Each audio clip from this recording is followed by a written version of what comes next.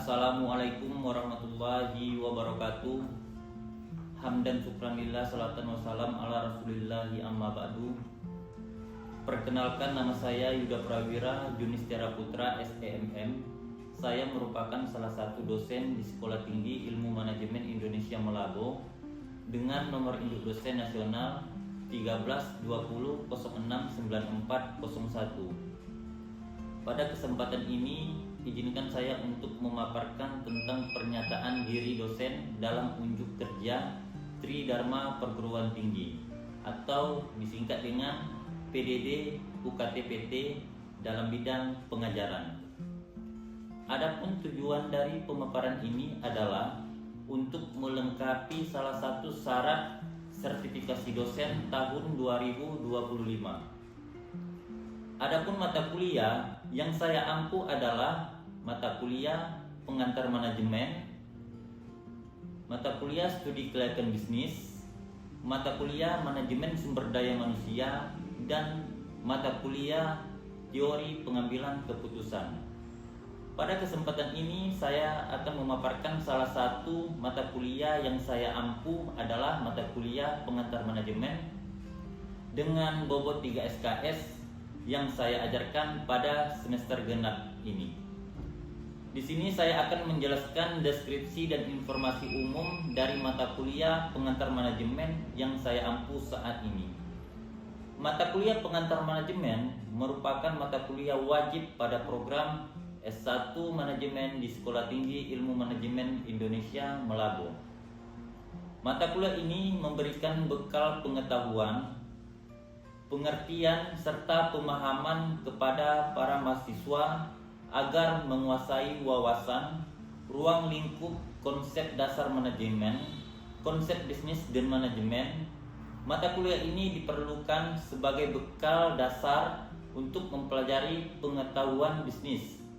Dan mata kuliah ini juga diberikan pengetahuan yang berkaitan dengan kompetensi manajerial, komunikasi bisnis, serta tanggung jawab sosial dan etika baik lingkup lokal, nasional maupun internasional. Selanjutnya, teknik pembelajaran yang saya gunakan pada perkuliahan mata kuliah pengantar manajemen adalah menggunakan teknik DIA, Delivery, Interaction, dan Assessment. Apa tuh DIA? Dalam teknik pembelajaran yang saya gunakan, yang pertama, delivery. Bagaimana saya berinteraksi dengan mahasiswa secara baik dan menyenangkan. Langkah pertama, di awal pertemuan saya akan menjelaskan dua hal penting untuk didiskusikan kepada mahasiswa. Yang pertama, mengenai RPS. RPS ini bertujuan sebagai pedoman serta target yang akan dicapai selama perkuliahan satu semester ke depan. Dan yang kedua, kontrak perkuliahan, di mana di dalam kontrak perkuliahan saya dan mahasiswa membuat kesepakatan dan aturan-aturan yang akan kita jalankan dan akan kita terapkan pada semester ini. Nah, diharapkan dengan adanya aturan-aturan ini, perkuliahan bisa berjalan dengan baik. Untuk metode yang saya gunakan di dalam perkuliahan pengantar manajemen ini adalah metode ceramah, diskusi, dan tanya jawab. Untuk teknik pembelajaran yang kedua adalah interaction. Interaction yaitu interaksi di sini adalah mahasiswa dapat menggunakan cara hybrid learning, di mana hybrid learning bisa digunakan tatap muka, melalui media sosial, Google Maps, dan lain sebagainya. Dan yang ketiga adalah assessment, yaitu cara penilaian dosen terhadap mahasiswa, yaitu evaluasi pemberian nilai kepada mahasiswa, di mana di pertemuan awal saya sudah menjelaskan kontrak perkuliahan berbicara mengenai bobot nilai yang harus diikuti oleh mahasiswa tersebut. Pada bobot penilaian, setidaknya ada 5 kategori penilaian yang saya gunakan, yaitu yang pertama, kehadiran, absensi, dan performance sebesar 15%. kuis sebesar 10%, tugas sebesar 15%, UTS sebesar 20%, dan terakhir yaitu ujian akhir semester atau yang disingkat dengan UAS, itu dengan bobot penilaian sebesar 40%.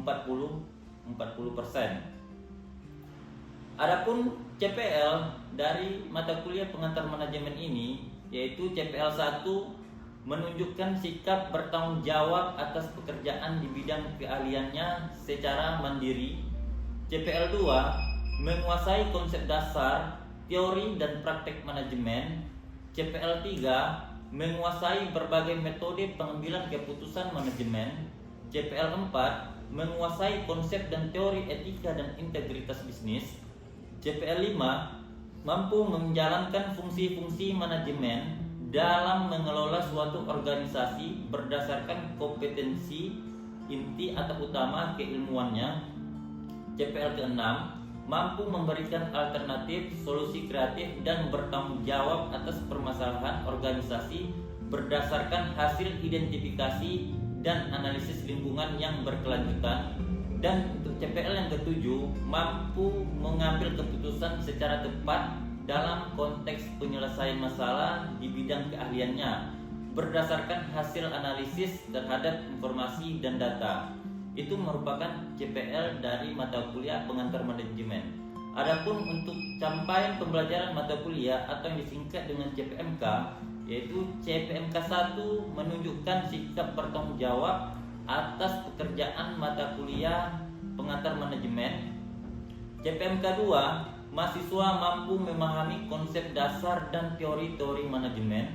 CPMK 3 mahasiswa mampu memahami pengertian dan bentuk-bentuk badan usaha di Indonesia. CPMK 4 mahasiswa mampu memahami lingkungan perusahaan di Indonesia. Dan CPMK kelima mahasiswa mampu menganalisis masalah-masalah di dalam organisasi. Itu merupakan CPMK di mata kuliah pengantar manajemen. Untuk bahan kajian materi pembelajaran yaitu ada konsep dasar manajemen, pengertian dan bentuk-bentuk badan usaha di Indonesia, ada lingkungan perusahaan di Indonesia, pemangku kepentingan dan etika bisnis, tanggung jawab sosial perusahaan, kewirausahaan dan perannya bagi pengembangan usaha, manajemen perusahaan, fungsi planning, organizing, leading dan controlling, manajemen pemasaran, manajemen sumber daya manusia, manajemen operasi dan pengambilan keputusan. Untuk pada semester ini mata kuliah pengantar manajemen bentuk pembelajaran ada on classroom dan ada off classroom. Untuk pertemuan pertama itu mahasiswa mampu menjalankan konsep dasar manajemen dan sekaligus melakukan kontrak perkuliahan itu di awal pertemuan. Untuk di pertemuan yang kedua itu memahami pengertian dan bentuk-bentuk badan usaha di Indonesia. Untuk pertemuan ketiga memahami lingkup perusahaan di Indonesia. Pertemuan keempat memahami pemangku kepentingan dan etika bisnis. Untuk pertemuan kelima itu ada kuis yang akan diberikan kepada para mahasiswa. Selanjutnya untuk pertemuan keenam yaitu memahami tanggung jawab sosial perusahaan. Di pertemuan ketujuh yaitu memahami kewirausahaan dan perannya bagi pengembangan usaha. Di pertemuan ke-8 kita melaksanakan ujian tengah semester atau yang disingkat dengan UTS. Untuk pertemuan selanjutnya yaitu pertemuan ke-9 memahami manajemen perusahaan. Pertemuan ke-10 memahami fungsi planning, organizing, leading dan controlling. Dan ke-11 memahami manajemen pemasaran. Di pertemuan ke-12 di sini kita melaksanakan kuis yang akan diberikan kepada para mahasiswa dan mahasiswi. Selanjutnya di pertemuan ke-13 yaitu memahami manajemen sumber daya manusia. Pertemuan ke-14 memahami manajemen operasi, dan pertemuan ke-15 yaitu memahami tentang pengambilan keputusan. Dan pertemuan terakhir itu kita melaksanakan yang dinamakan dengan ujian akhir semester. Baik, demikian deskripsi pernyataan diri saya. Untuk selanjutnya mari kita saksikan video pembelajarannya. Assalamualaikum warahmatullahi wabarakatuh.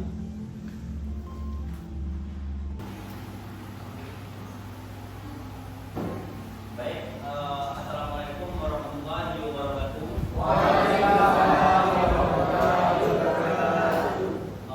Selamat siang teman-teman semua. Apa kabar? Alhamdulillah.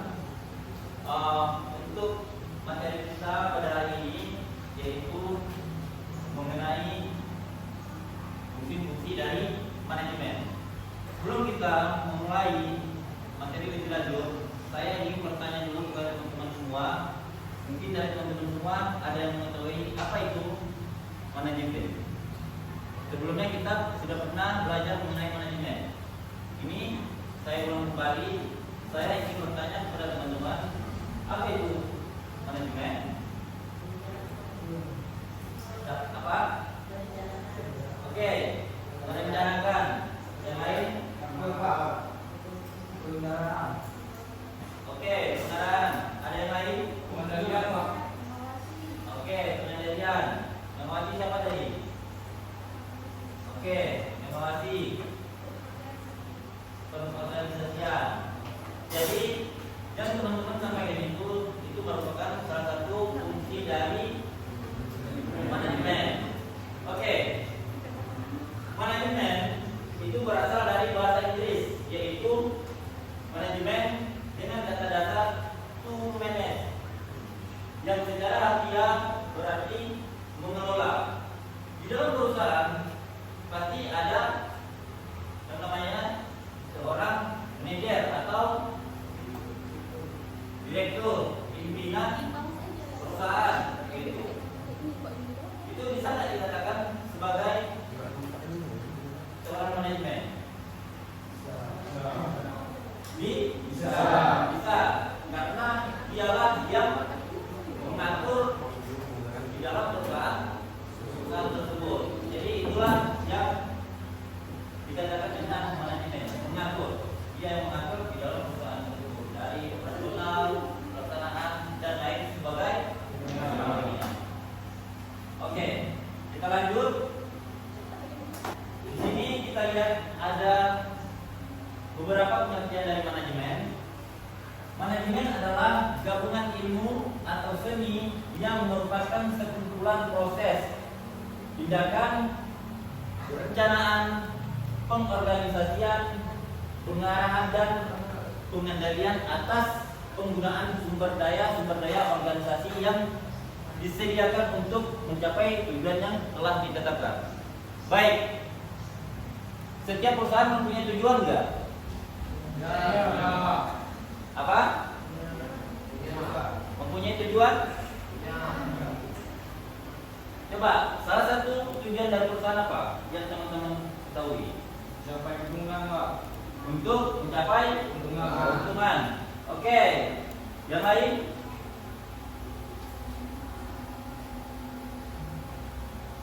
Ada terapan yang lain? Apa? Untuk meningkatkan produktivitas. Oke, yang lain? Untuk mengembangkan produk. Baik, jadi perusahaan itu pastilah dia mempunyai suatu tujuan, ya kan? Salah satu tujuan dari perusahaan, kalau bisa kita lihat perusahaan-perusahaan yang seperti GoFood atau lain sebagainya, itu tujuan mereka untuk mencari keuntungan, untuk mendapatkan profit, ya kan?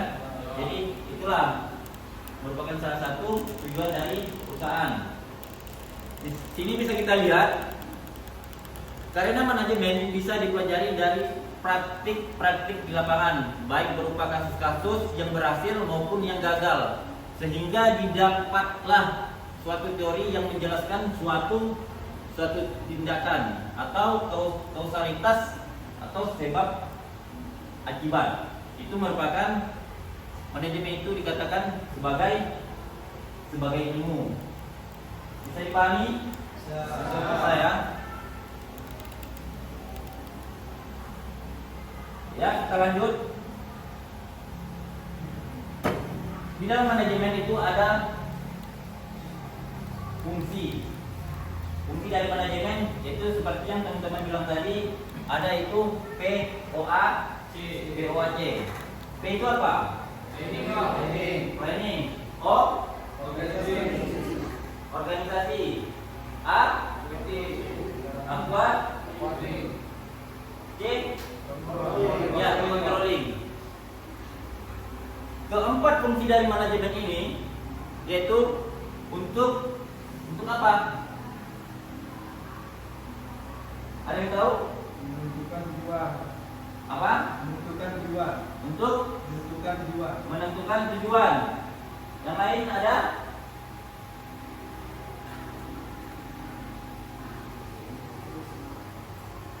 Fungsi dari POAC ini yaitu planning, organizing, expecting, dan controlling, itu yaitu untuk mencapai tujuan perusahaan yang efektif dan efisien. Bisa dimengerti? Itulah fungsi dari POAC ini, untuk mencapai tujuan perusahaan sehingga bisa secara efektif dan efisien. Oke, kita lanjut. Ya, di sini. Mungkin di sini lebih detailnya lagi bisa kita lihat fungsi dari POAC tadi, yaitu yang pertama ada perencanaan atau planning. Di sini bisa kita lihat adalah rangkaian proses pemilihan atau penetapan tujuan organisasi dan penentu strategi yang dibutuhkan untuk mencapai tujuan. Di sini ada beberapa aktivitas dalam fungsi perencanaan, yaitu menetapkan arah, tujuan, serta target bisnis. Jadi di dalam perusahaan pasti mereka telah menentukan target dan tujuan bisnis dari perusahaan tersebut. Mereka sudah merencanakan siapa target kita, begitu, ya kan? Menyusun strategi dalam pencapaian tujuan dan target tersebut, menentukan sumber daya yang dibutuhkan, menetapkan standar kesuksesan dalam pencapaian suatu tujuan dan target bisnis.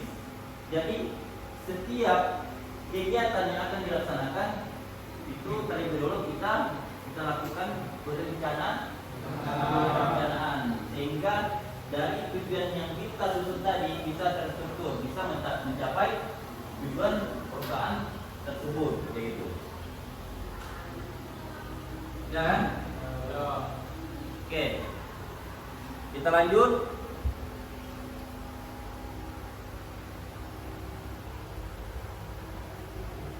Pengorganisasian itu yang kedua. Di sini bisa kita lihat pengorganisasian atau organizing adalah rangkaian aktivitas, pembagian tugas yang akan dikerjakan, serta proses pengembangan struktur organisasi yang sesuai dengan tujuan perusahaan. Kalau menurut tanggapan teman-teman, pengorganisasian itu seperti apa di dalam suatu perusahaan?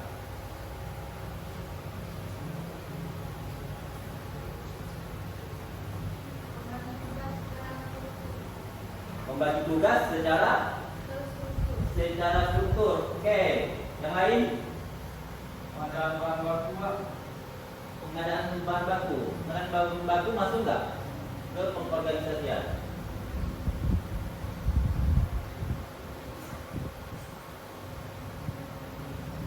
Yang lain ada? Apa? Mengatur struktur.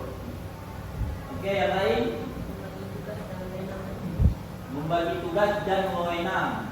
Oke. Pengorganisasian itu bisa kita katakan seperti pembagian tugas, menentukan orang-orang yang akan ditempatkan di dalam suatu pekerjaan. Jadi itu yang dinamakan dengan pengorganisasian. Jadi kita telah membahas tadi planning, dan yang kedua itu pengorganisasian. Baik, untuk yang fungsi manajemen yang ketiga yaitu exploiting. Setelah kita melakukan perencanaan, ini kita sudah melakukan perencanaan nih, ya kan? Sudah kita susun rencana-rencana kita, sudah kita buat struktur pengorganisasian atau pembagian tugas dari setiap bekerja yang akan bekerja nanti kayak gitu, ya kan? Baru kita melakukan exploiting atau pelaksanaan. Di sini bisa kita lihat definisi dari pelaksanaan, yaitu merupakan proses penerapan atau implementasi dari semua rencana tadi, konsep, ide serta gagasan yang telah dibuat sebelumnya untuk meraih tujuan bersama. Jadi perencanaan yang sudah kita buat tadi itu kita laksanakan. Bagaimana sih?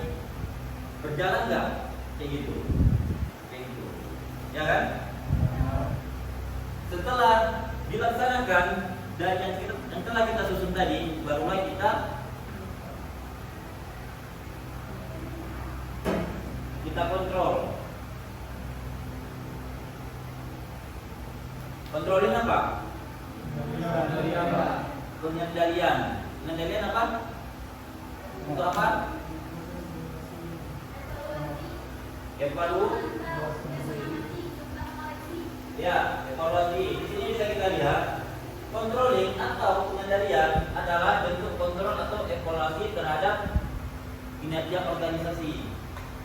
Jadi sudah kita rencanakan, sudah kita planning, kita susun, kita bagi tugas-tugas dari setiap karyawan tadi, baru kita lakukan pelaksanaan atau implementasi. Setelah kita melaksanakan implementasi, barulah kita evaluasi apakah berhasil dari rencana kita mencapai tujuan atau tidak. Disitulah kita mengevaluasi dari rencana-rencana yang telah kita buat tadi.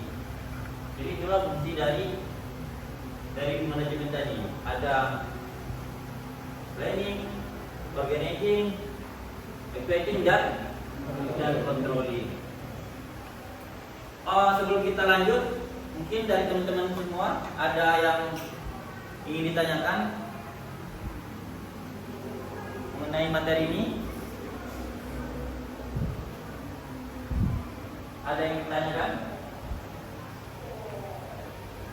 Baik, kalau nggak ada, kita lanjut ke materi selanjutnya. Di sini kita lihat ada beberapa unsur di dalam manajemen, yaitu ada manusia, ada uang, ada apa? Ada material,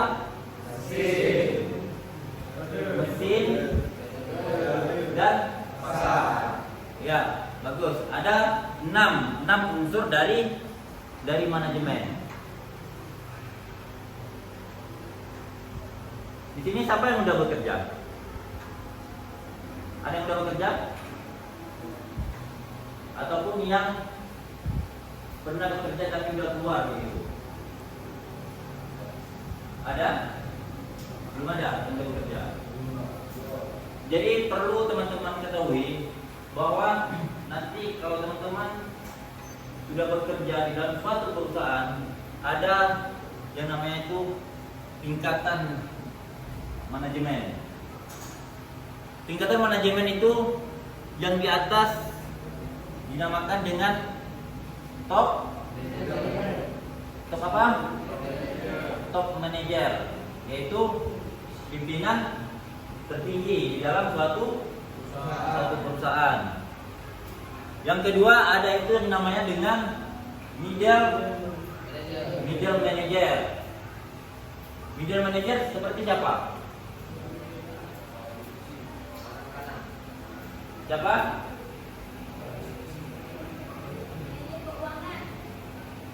Manajer keuangan. Yang lain? Kepala divisi, Pak. Kepala divisi. Oke, yang lain? Direktur termasuk ke dalam mana? Top manager. Hah? Top manager. Di dalam top manager. Apa? Operasional. Termasuk nggak?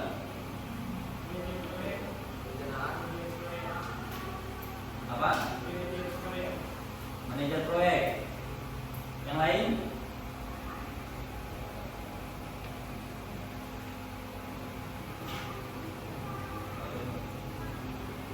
Ada yang tahu?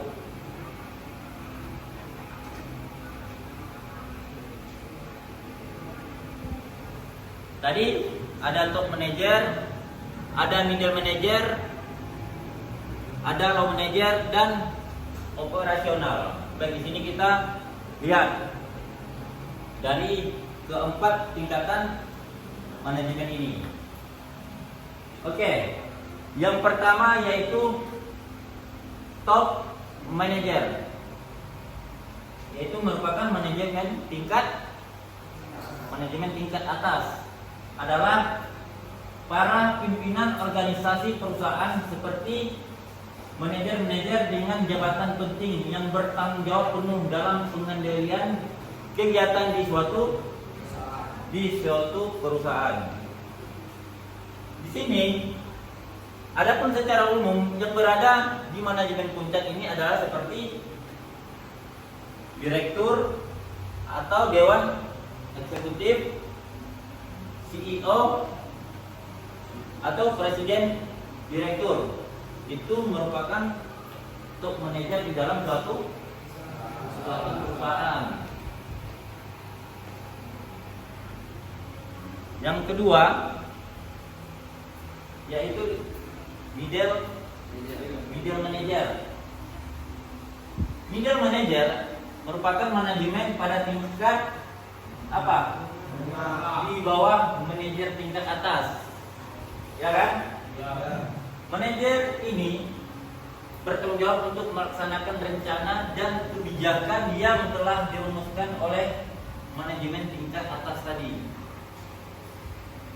Di sini bisa kita lihat, adapun secara umum yang berada di manajemen menengah ini adalah seperti siapa? Kepala divisi, Pak. Seperti siapa? Hah? Manajer cabang, ya kan? Kepala departemen, kabak atau kepala bagian dan lain sebagainya. Jadi itulah middle manager. Orang-orang yang middle manager itu yaitu manajer cabang, kepala departemen dan ataupun kepala bagian. Apa tujuan dari middle manager?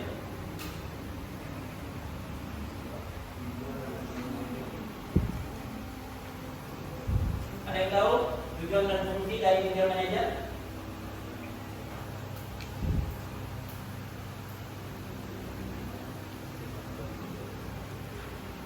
Di sini mengawasi departemen yang dipimpin olehnya, Pak. apa? Mengawasi departemen yang dipimpin olehnya. Mengawasi departemen yang dipimpin olehnya. Oke, yang lain, teman-teman yang lain mungkin ada tanggapan? Gak apa-apa. Mau aja kita di dalam ini sering untuk sama-sama melengkapi apa yang salah kita kita perbaiki. Jangan takut. Melakukan pengawasan dan mengarahkan karyawan.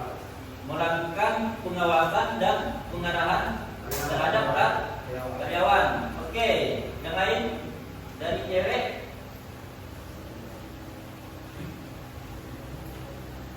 Dari cewek, apa fungsi dan tujuan middle manager? Ini siapa namanya?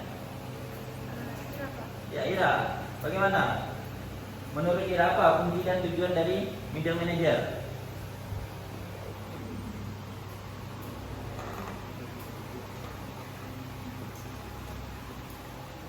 Ini siapa namanya? Ade, apa Ade? Mengevaluasi hasil kerja unit ini. Mengevaluasi hasil kerja unit. Yang ini apa? Dan pelaksanaan strategi dari atasan. Penghubung Dan pelaksanaan strategi dari atasan. dan pelaksanaan strategi dari atasan. Lagi ada yang tahu? Lagi Menjaga komunikasi organisasi. menjaga Komunikasi organisasi. kombinasi. Komunikasi Pak. Oh, menjaga komunikasi Organisasi. organisasi. Yang lain ada? Berikan tanggapan mengenai fungsi dan tujuan dari middle manager.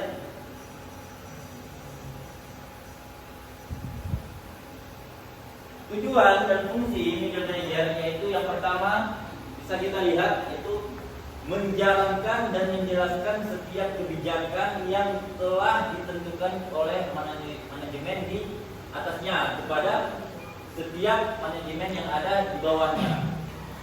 Paham? Ya.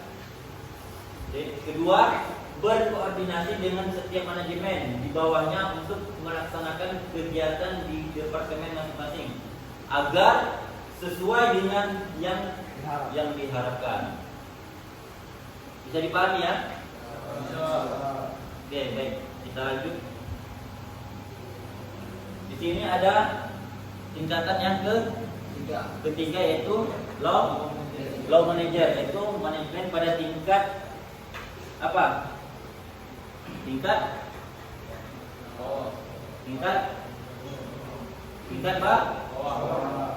bawah. Manajemen yang bertanggung jawab atas operasional ataupun pekerjaan setiap hari para karyawan dalam menciptakan sesuatu produk atau layanan.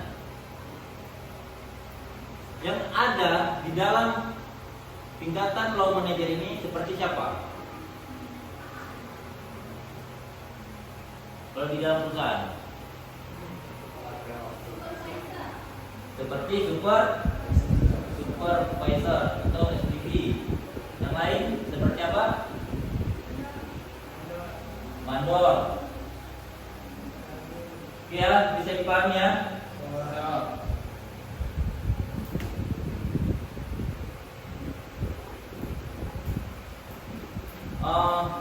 Dari materi yang telah kita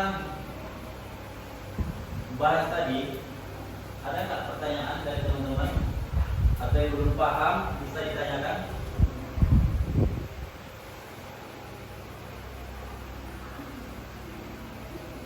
Ada yang perlu dipertanyakan? Di sini siapa yang ingin jadi pengusaha? Ada nggak? Ya, ibu apa namanya? Ibu Devi. Ya, Ibu Devi.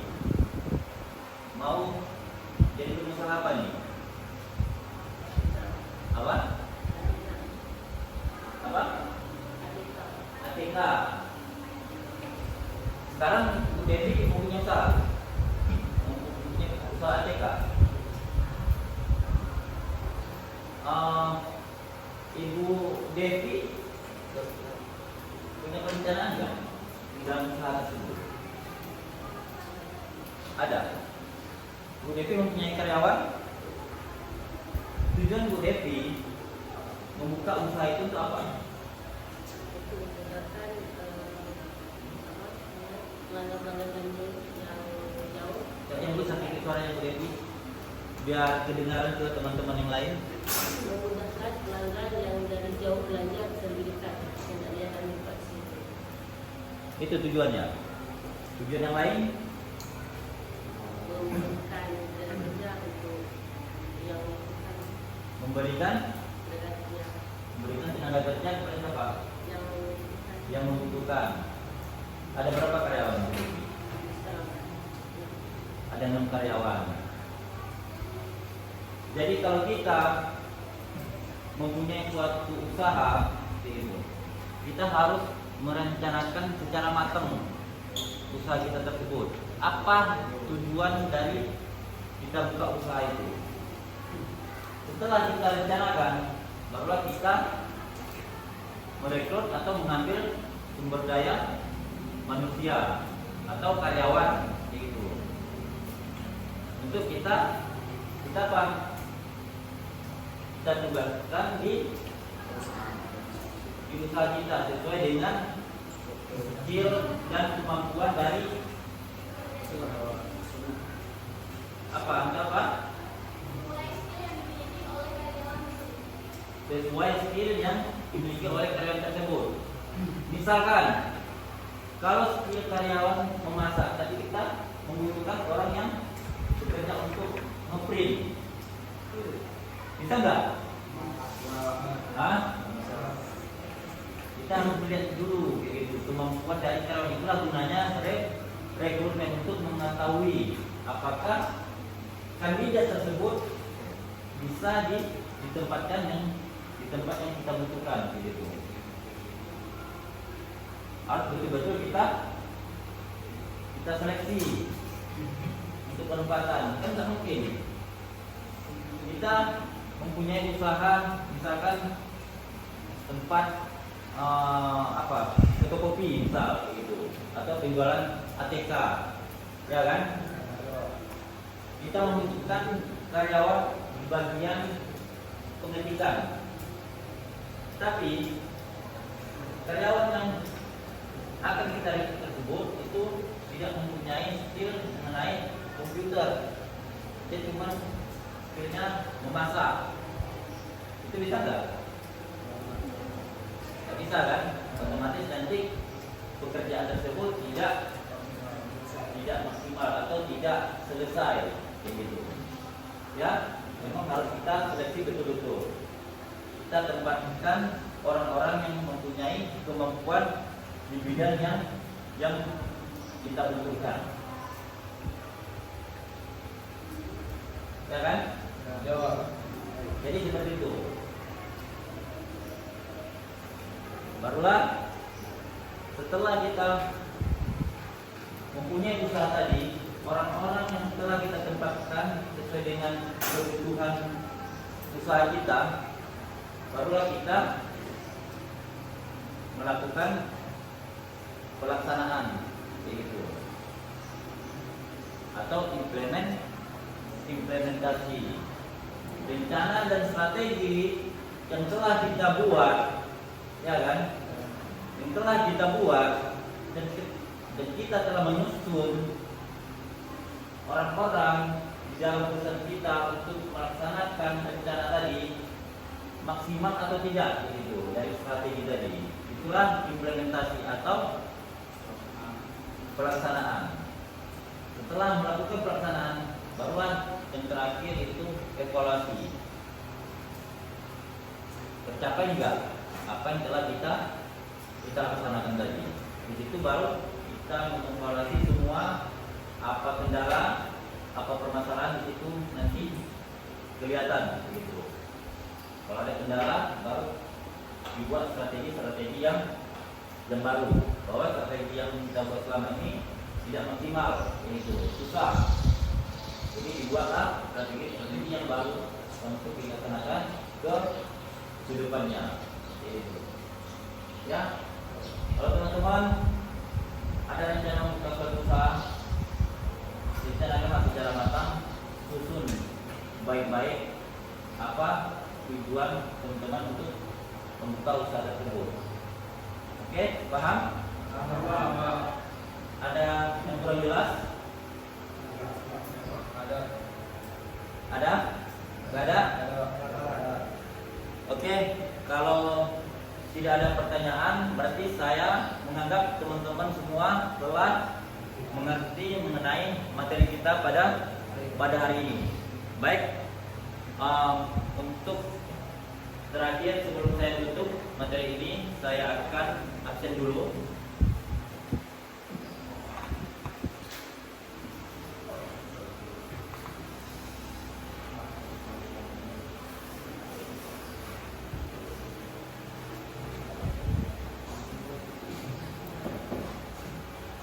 Mujawir,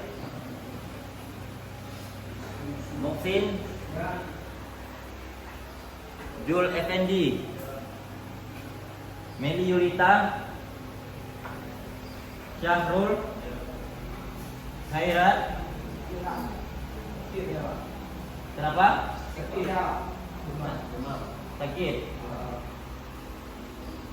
Multajul Fikri. Mana orangnya? Muhammad Indra, Jaskia Ramadjani, Wisnu Aji, Amelia Kerja, Ade Feni Aprilia, Rehan Humaira, M. Suheb, Rio Josefa, Roji Aida. Oke, baik.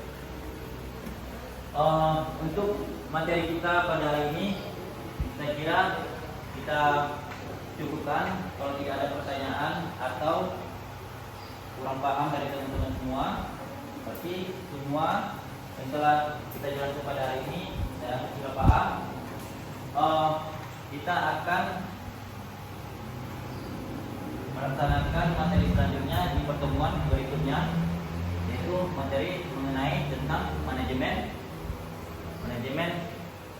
pemasaran untuk materi kita selanjutnya. Baik, untuk hari ini saya cukupkan. Apabila ada kata atau ucapan saya yang tidak berkenan di hati teman-teman, saya minta maaf. Semoga ilmu yang telah kita bahas pada hari ini bisa melekat ke diri kita untuk bekal kita di suatu saat nanti apabila kita akan membuka suatu usaha atau menjadi seorang manajer di dalam perusahaan atau di tempat kita bekerja nantinya. Oke, saya cukupkan. Wabillahi taufiq wal hidayah. Assalamualaikum warahmatullahi wabarakatuh.